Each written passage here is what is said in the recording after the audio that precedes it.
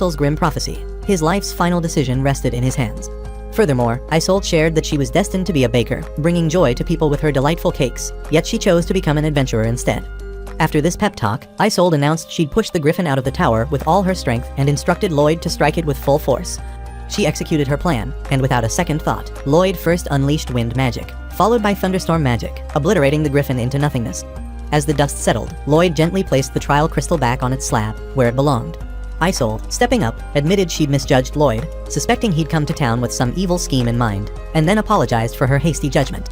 Smiling, Isolde assured Lloyd that if he wanted to start over, the town wasn't such a bad place, and she was very much rooting for him.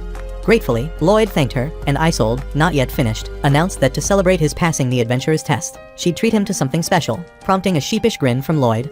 As the team exited the tower, Mars and Lyra rushed over, congratulating Lloyd on becoming an adventurer, and informing him that he could now take weekly quests from the guild. Feeling the love from everyone, Lloyd felt confident he could thrive in that very town. Meanwhile, a few days later, at a downtown inn, Iris's steward, Nero, cheerfully brought a delicious meal to her room, only to learn from one of the maids, Cecilia, that Iris had left early for magic practice. Furthermore, Cecilia added that since Iris's return, she'd been acting oddly hyper. Disheartened yet irritated, Nero wondered if Iris's sudden change in behavior was a result of this mysterious mage she had recently met. Anxiously, Nero pressed Cecilia for details about the night Iris and Lloyd met. Calmly, Cecilia explained that on the night they arrived, Iris had snuck out in the middle of the night, and that was when she encountered Lloyd. Infuriated, Nero shouted that Cecilia should have told him sooner. Convinced Iris had been ensnared by a scammer with mystical riz, Nero informed Cecilia that he'd join the next escort to confront the wretched fraud himself. A week later, at the Adventurers Guild, Lloyd had been partnering with Mars and Lyra for missions, completing them with remarkable speed. However, Isolde, who surprised everyone by baking a massive cake for the group, advised that Lloyd should attempt a solo mission rather than glue Mars and Lyra like a leech. With that, Lloyd accepted a solo task to eliminate goblins deep within the Great Forest. Though tormented by Ruby's devilish voice in his mind, Lloyd remained determined to act on his own terms. Consequently, after the mission, he resolved to cook his favorite dish, pot au feu, despite devilish Ruby pressuring him to make curry instead. While preparing the meal, he heard a sudden water explosion behind him. It turned out a rushing stream had surged to his location, carrying an unconscious Iris within it, startling Lloyd. Immediately, Lloyd pulled her from the water and demanded to know what had happened. Now awake, Iris explained that she'd been practicing magic by the river when something went awry, and the current swept her there. Anxiously, Iris mentioned her concern for her servants, who'd be having a meltdown about her safety. However, Lloyd assured her that once her clothes was dried, he would take her to her servants. In the meantime, he asked if she'd like to try his favorite dish, to which Iris eagerly agreed. Just then, Lloyd noticed the river had soaked his cooking pot, diluting the food, and he began lamenting his inability to even prepare his beloved meal. As he sat in despair, Iris approached the pot, tasted the dish, and cheerfully declared it delicious. Surprised, Lloyd thanked her, and then shared that the meal was also the favorite of his childhood friend, a mage. Additionally, Lloyd confided to Iris that his friend had dreamed of becoming the kingdom's greatest alchemist, while he was just like her errand boy, someone who helped her out and did as he was told. But then, Iris responded that success in any endeavor required others' support. She further praised Lloyd as the type who aided people, expressing her deep admiration. Lost in the moment, Lloyd gazed into Iris's eyes, wishing he could restart his life with her beside him. Lloyd admitted to Iris that he'd initially believed escaping Ruby would fix everything. Yet, since arriving in the new town, he'd realized that without changing his mindset, nothing would improve. Nodding, Iris agreed, and then revealed that her refusal to change had cost her the saintly title. Meanwhile, peering through peculiar binoculars, Nero, accompanied by Cecilia, watched Iris eat Lloyd's food and fumed, wondering what Lloyd was feeding her. On the other hand, Lloyd resolved to learn more about Iris's maids since he could tell they were important to her. Before Iris could respond, her head maid, Teru, emerged, so Iris had to introduce her to Lloyd. Teru thanked Lloyd for looking after Iris, then promptly scolded Iris for recklessly training advanced magic. Iris apologized but explained that to live free of the saintly burden, she needed to become stronger, not just for herself but for others, too. Lloyd, touched by her words and compassion for people, pleaded with Teru to let him teach Iris basic magic skills. This made Iris excited, but Teru warned that if she sensed any danger, then she would have to stop the training. As Lloyd and Iris departed for the training, Nero raided Lloyd's camp like a budget CSI, hunting for evidence of malicious intent toward Iris. But instead of uncovering dark secrets, he found Cecilia living her best life, stuffing her face with Lloyd's cooking like a shameless foodie. Cecilia praised the meal and then urged Nero to try it. Hesitantly, Nero agreed, reasoning that as Iris's chef, he must sample everything she ate. Upon tasting the food, Nero's senses evaporated, overwhelmed by the dish's astonishing flavor. Meanwhile, by the river, Lloyd was giving Iris a masterclass in water bending like the Avatar. He taught her how to fire water bullets, and even considered teaching her the legendary water dragon move, but figured it might be too risky. Nearby, Nero and Cecilia, perched atop a cliff overlooking the stream, decided the moment had arrived to eliminate Lloyd before he could harm Iris. Armed with a radish like it was Excalibur, Cecilia unleashed a radish splash toward the water. But instantly, Lloyd conjured a water dragon that neutralized the attack and drenched Nero and Cecilia. Spotting them, Teru immediately berated Nero and Cecilia for their rash behavior. But suddenly, however, a massive legion of fish erupted from the river. Stunned to his core, Lloyd couldn't fathom why such a high-class monster lurked in a tranquil river. Lloyd launched a flame arrow at the legion fish, but the fish continued to charge towards them with great speed. At that moment, Lloyd clocked that the big fish was just a swarm of tiny ones, so to destroy the fish monster completely, he'd need to target the swarm of tiny fish forming its body. Meanwhile, Iris attempted to assist by firing ice blades at the fish, but her spell merely froze the river, trapping Lloyd within. Unfortunately, her attack enraged the monstrous fish, which then launched a swarm of razor-sharp piranhas at her. Yet, before harm could reach Iris, Teru dove in, shielding her. In the process, Teru got ensnared, leaving Lloyd no choice but to go reckless mode and blast the entire area with explosion magic, completely nuking the monster and releasing an unconscious Teru into the water. Seeing Teru unconscious, floating in the river and at risk of drowning, Iris panicked and, without realizing it, summoned a water dragon, astonishing all present. The water dragon scooped Teru up like an Uber ride and safely dropped her on the shore. Eventually, Teru regained consciousness and praised Iris's magic. Awestruck, Lloyd stood dumbfounded, unable to believe Iris had mastered water magic so swiftly, and even saved someone with it, a feat he found truly remarkable. Just then, Nero approached Lloyd, thanked him for saving their lives, and apologized for being a great nuisance. Likewise, Teru expressed gratitude for Lloyd's care of Iris and vowed to repay his kindness later. Same with Cecilia. Shortly afterward, while Nero prepared some freshly grilled monster fish, Lloyd reflected on how, in just a few weeks in town, he'd taken down a sandworm and a griffin, both high-class monsters. Iris felt it was not normal at all, and something was definitely wrong. Nero chimed in, suggesting that the holy power of the temple might have weakened, allowing powerful monsters to encroach. Curiously, Lloyd mentioned to Nero that the griffin had attacked him at the Temple of Wind, prompting Nero to reply that a problem must exist since temples naturally boasted the strongest holy power and weren't places high-class monsters could invade unless something was amiss at the Temple of Wind. Iris made it known that every temple had a magical barrier tougher than plot armor, designed to keep high-class monsters from breaking out. But, of course, each saintess had the unenviable job of keeping the barrier intact by making sure the shrine inside the temple was in order. Furthermore, Iris emphasized that a high-class monster appearing at the Temple of Wind signaled a disruption within the shrine. Shortly afterward, the team pulled up in a carriage at the Temple of Wind, where they discovered a breach in the barrier. Shocked, Lloyd found Isolde receiving treatment with Lyra at her side. Observing Isolde's severe injuries, Lloyd demanded an explanation. Isolde recounted that they got attacked by a horde of 3 griffins, and even though they had managed to hold them off for the time being, she was certain another horde was on the way. Additionally, Isolde informed Iris that they'd summoned the nearest saintess, but since she was so far away and might as well be traveling via Turtle Express, her arrival could take 2 weeks. Recognizing the danger of delay, Iris volunteered to venture into the shrine's depths and perform a cleansing ritual to restore the barrier. That said, Cecilia practically begged Lloyd to play bodyguard, arguing that Iris would be safer with him around. Even Chef Nero, the culinary bodyguard, jumped in, saying he wouldn't be able to season his food in peace unless Lloyd tagged along. With that, Lloyd, Iris, Cecilia, and Nero entered the tower and started their journey to the deepest part. After walking quite a distance, Nero was suddenly ambushed by a monstrous spider from above, but Lloyd acted swiftly, electrocuting the monster instantly and saving him. Nero was pulled from beneath the spider, while Cecilia the glutton was only concerned if the dead spider could be eaten. Just then, a king beetle came charging at the team, but Cecilia, gripping her sword tightly, activated Holy Slash and lunged at the beetle at hyper speed. Effortlessly, she took down the beetle, astonishing Lloyd, who marveled at her swordsmanship, only to learn from Iris that Cecilia was once a holy knight like Isolde. Meanwhile, after defeating the beetle, Cecilia collapsed from hunger, so Lloyd began chopping the juicy insect into pieces. Before he could hand the disgusting nightmare to her, Nero swooped in, collected the mess from him, and salt beat it with potent spices to mask the odor.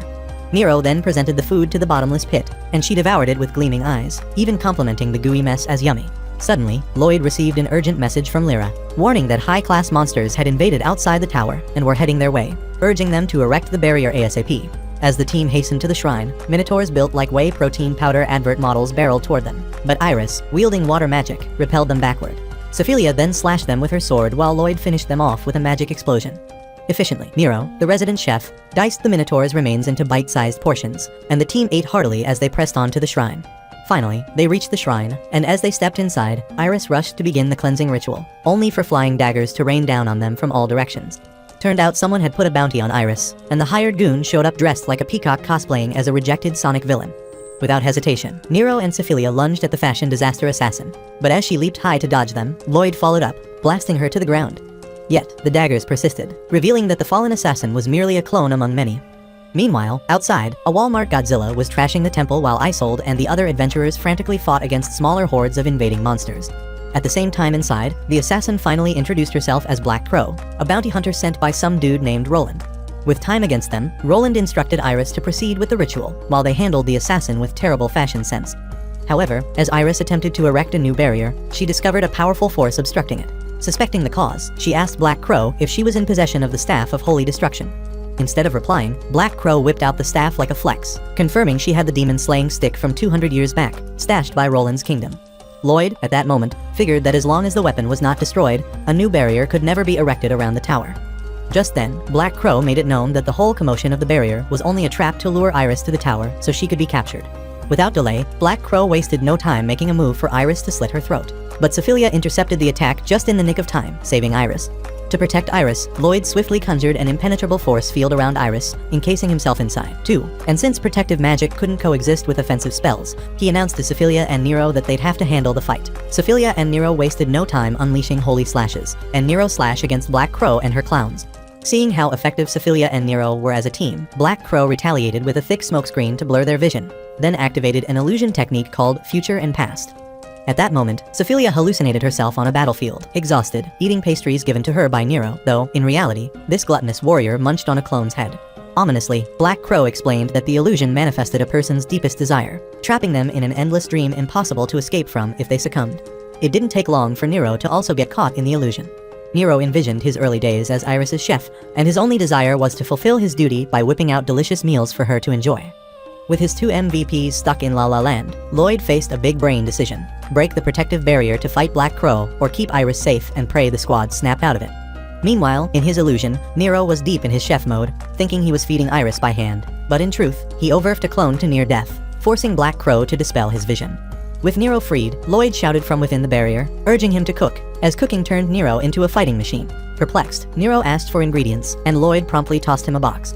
Nero immediately began cooking mid-battle, and in the process, Sophia snapped out of her illusion and, in an attempt to escape, smashed the Staff of Holy Destruction. The staff shattered on impact, and instantly, a new barrier began enveloping the tower. Instantly, the rampaging Jurassic reject got swallowed by the barrier, and the smaller monsters poofed out of existence. Simultaneously, at the depth of the tower, Lloyd and his team prepared a counterattack, having eliminated every clone, leaving only Black Crow. Realizing she was outnumbered, outplayed, and out of options, she decided to go full Super Saiyan, absorbing the power of her fallen clones for a last-ditch power-up. However, before she could finish her villain transformation, Lloyd activated Super Physical Enhancement, boosting his speed, and punched her so hard she became one with the wall. Defeated, Black Crow was apprehended, and Isolde declared she'd be sent to the capital for trial. Before departing, however, Lloyd demanded to know why there was even a bounty on Iris in the first place. Irritated but too beaten to be smug, Black Crow confessed that the Holy Roland Kingdom's prince sought Iris's death because she was standing in the way of his evil master plan. Alarmed, Iris deduced that the Roland prince's true aim was to spark a war with their kingdom. So she urgently pleaded with Lloyd to join her on a journey to the capital to thwart the invasion. But upon hearing this, Lloyd froze, knowing the capital was precisely where the short witch that tormented his life, Ruby, resided. The prince of the Roland Kingdom harbored a deep problem. He'd always been obsessed with war like he was Napoleon's unwanted stepchild.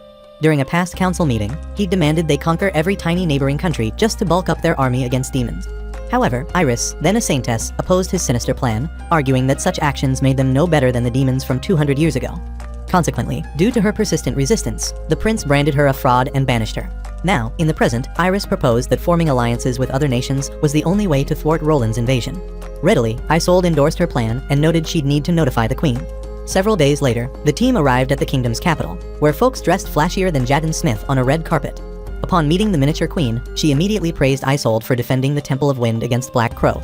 But Iris wasn't about the formalities. She cut straight to the chase, alerting the queen that the Roland prince had plotted war against their kingdom.